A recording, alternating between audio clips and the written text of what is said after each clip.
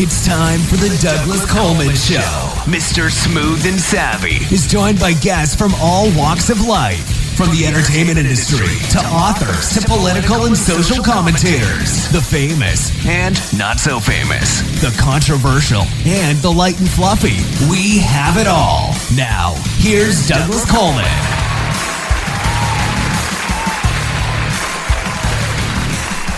Okay, please welcome to the Douglas Coleman Show, Brad C. Anderson. Hey, Brad, how are you? Welcome to the show. Thank you very much. Thanks for having me. I'm doing great. How are you doing? Doing fine. You're in Vancouver, is that right?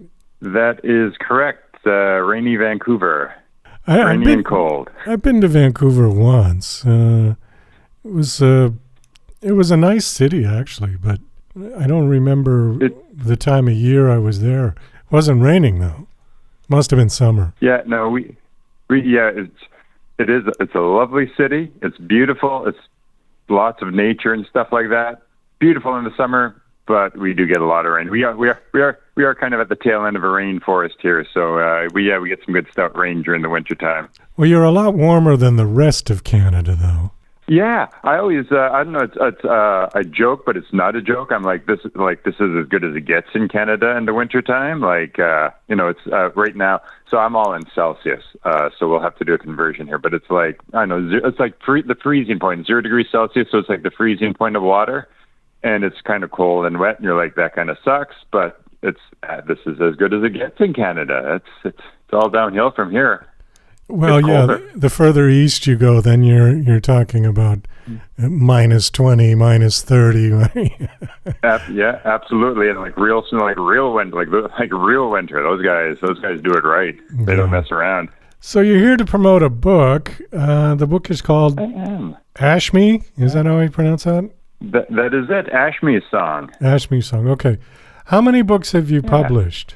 I have officially published 2 science fiction. I self-published 3 before that, but I tell everybody that those are my practice novels. But I've traditionally published 2 science fiction novels as well as 2 nonfiction novels. But I know nonfiction is more for work. That's not for fun. The science fiction is for fun.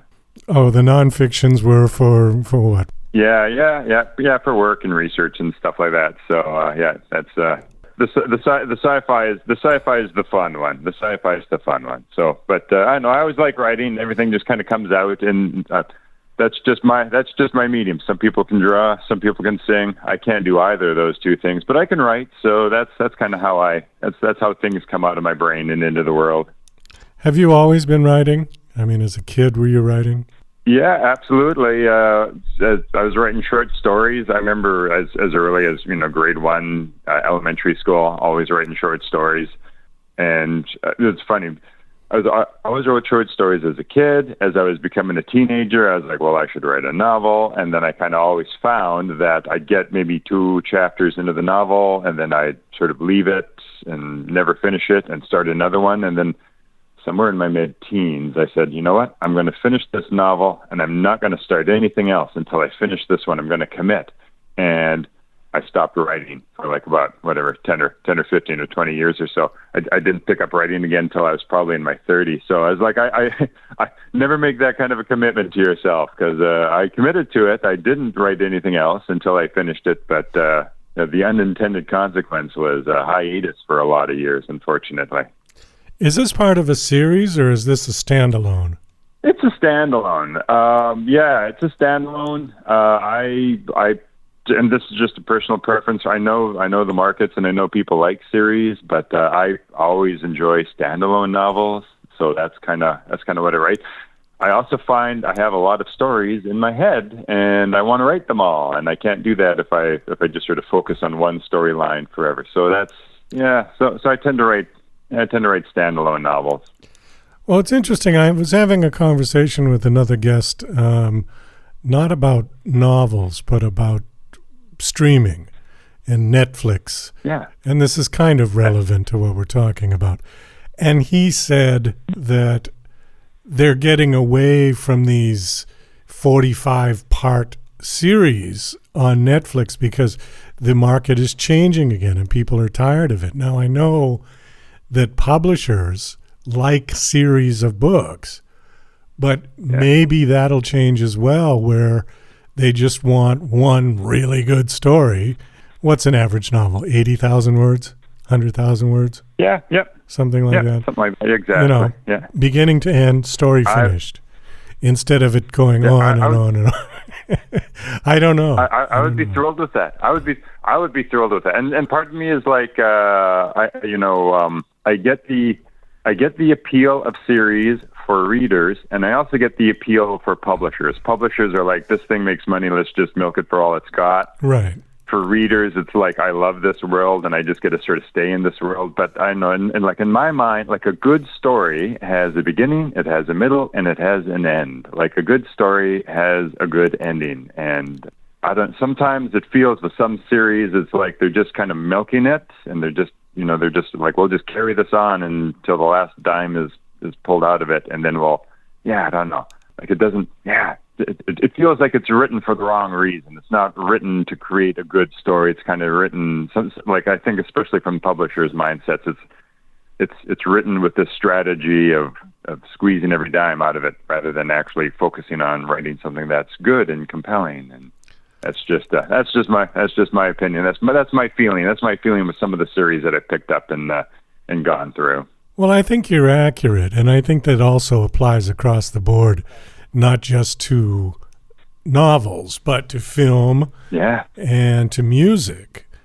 And unfortunately, a lot of artists have had to take the attitude of, okay, this one's for them and then this one's for me, because the one for them pays the bills and the one for me satisfies my own, creative sort of challenge to see if I can write something that I actually like, And that's kind of, I think, a tough choice. I think that's a tough choice that a lot of, like you're right, it's not just writing, it's you see it in everything. You see it in movies, you see it in TV, music, and everything like that. And it seems like a heartbreaking choice. Like you kind of, it feels like you almost have to sacrifice sort of the quality that you want to create something marketable. Like the market just, I don't know. It's like the market kind of, like, I don't know. It just, like the things that have mass market appeals, it seems like you kind of have to sacrifice what you feel makes a good story or a good song or a good thing, right?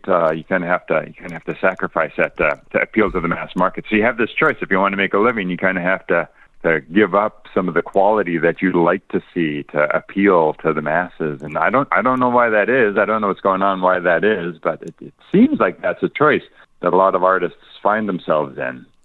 Well, what happens is that an author will get a book and they may get an offer to have it converted into a screenplay and a film made about it.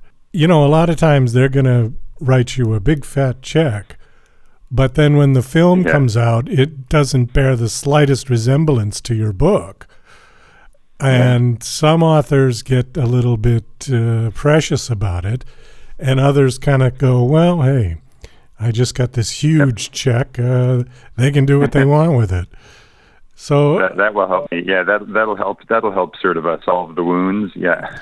Yeah. So I mean, you kind of have to look at it that way, I think, because otherwise you won't really sell anything, or at least you're going to be like the problem child that no one wants to deal with. Yeah, and I think so. Hey, anybody out there, I would love it if somebody wanted to buy the rights to my books for a movie or something like that. I'd be thrilled. But I kind of also feel like, if you write novels and then you sell the rights to make a movie, you lose control of it. Like you give it away. Like when you write a novel, you give it away to the world and it's no longer yours. And then when you sell the rights to a movie, you're like that's not your art anymore, right? And so, like you're giving your art to somebody else to make something new with. And I kind of feel like if you're going to do that, you have to have the mindset that I'm giving it away. It's this person's art now and not mine. And I just need to, if I'm not cool with that, don't do it. But if I'm going to do it, you just need to be cool with that process. And you might like the outcome, you might not, but that's the choice you made. Yeah. Well. And as long as you get two things, a nice big check and your name in the credits, it helps. I mean, it would help you to sell the next one.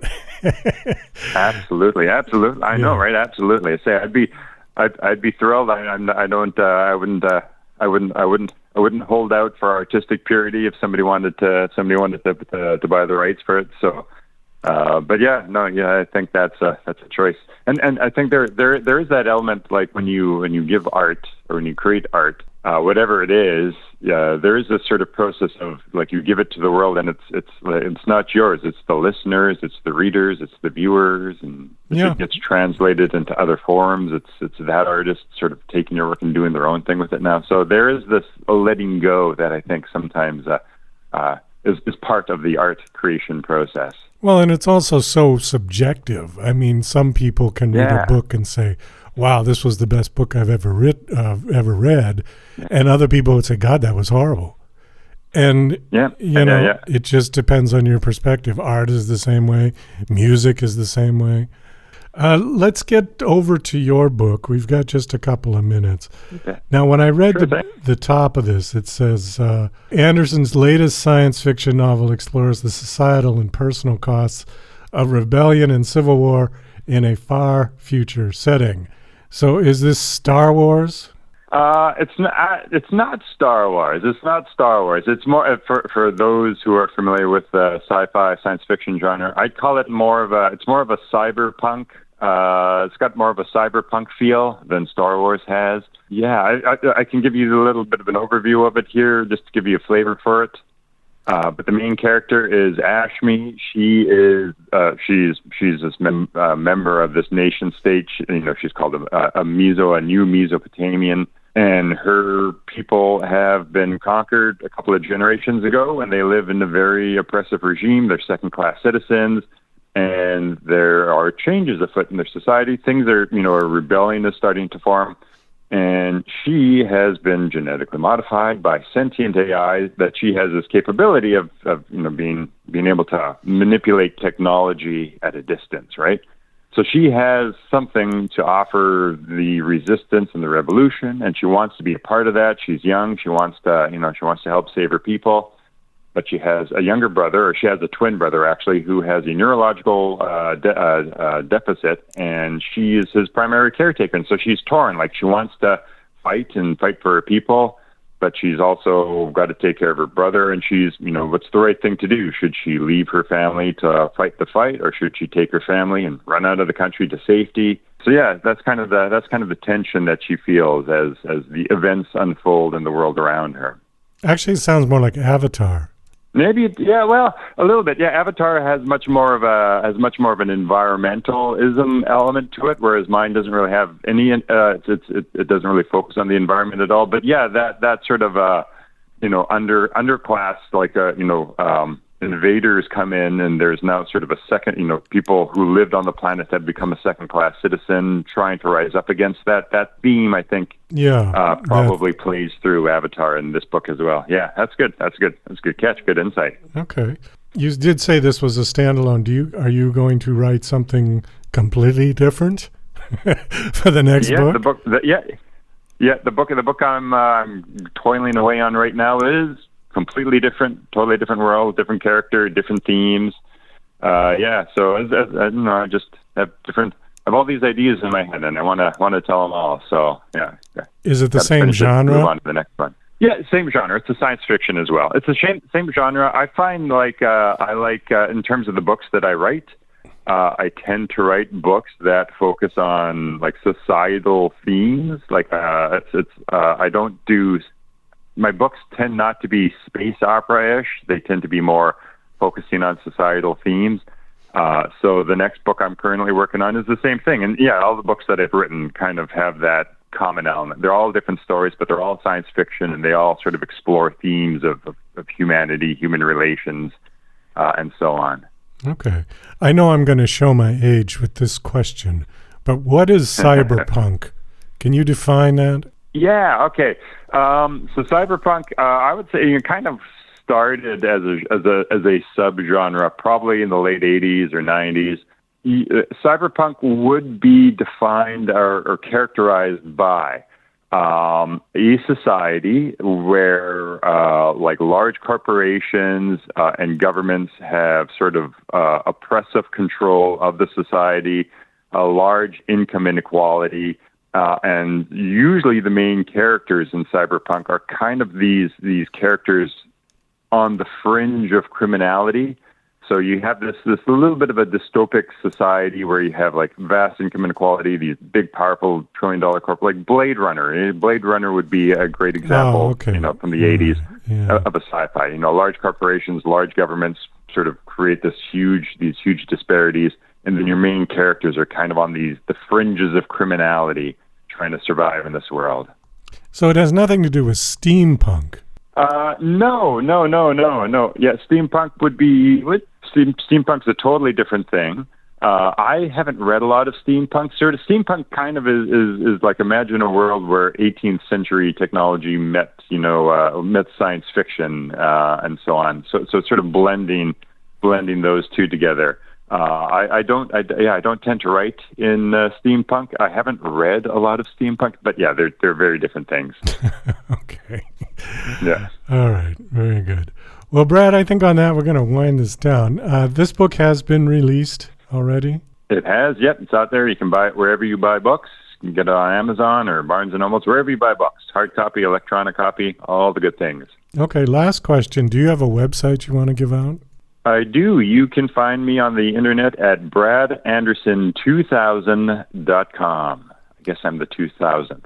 bradanderson2000.com. All right, very good. Well, Brad, nice speaking with you. Nice meeting you. Thank you for coming on the show. Best of luck with the book. Yeah, thank you. Thank you for having me. Really enjoyed chatting with you.